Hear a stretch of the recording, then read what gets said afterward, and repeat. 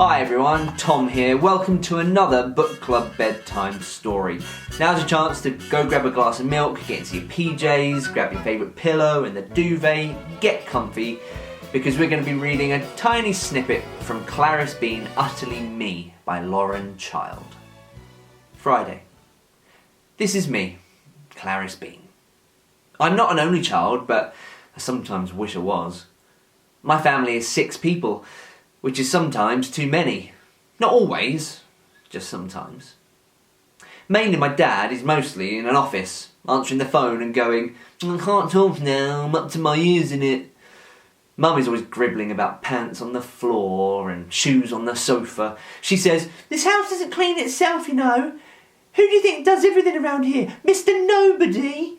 I don't get paid to pick up your smelly socks. If it did, it'd be a rich woman," etc., etc., non-stop. I'm the 3rd oldest, and I think it would have been a good idea if I was the youngest too. I'm not quite sure why Mum and Dad wanted to have more children after me. They don't need another one, and it's a shame because he's spoiling it for everyone else. He's called Minor Cricket, and he tends to be utterly a nuisance. He's non-stop whining and causing other people to get themselves in trouble.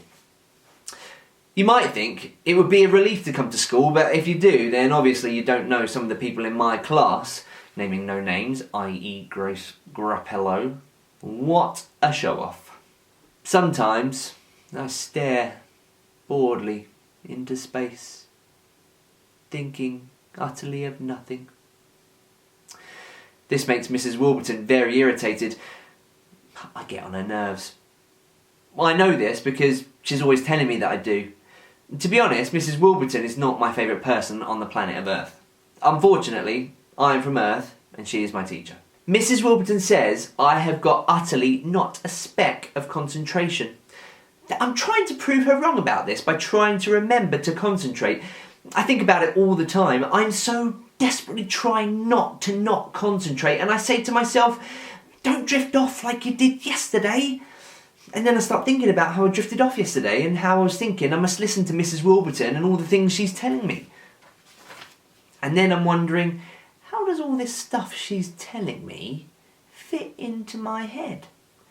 And then I'm wondering if I should have a clear out of the stuff I don't need anymore. You know, like when my dad cleared out the attic, except we all decided we needed everything and he just had to put it all back again.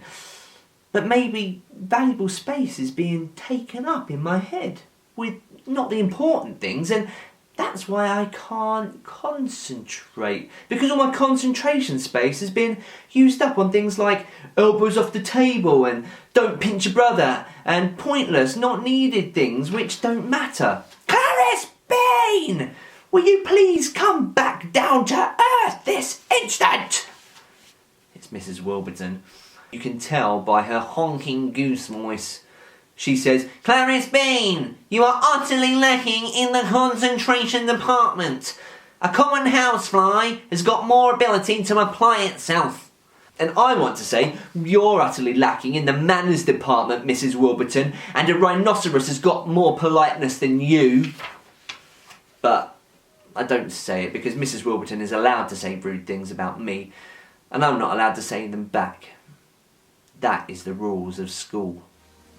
That was a small snippet from the first chapter of Clarice Bean, Utterly Me. It is an utterly brilliant book by Lauren Child, and if you like that and want to read more, you can check it out in my book club at the link below, or you can go to your local WHSmith and look for my red glasses. Join me next week for another book club bedtime story where I'll be reading another snippet from one of these books from my book club.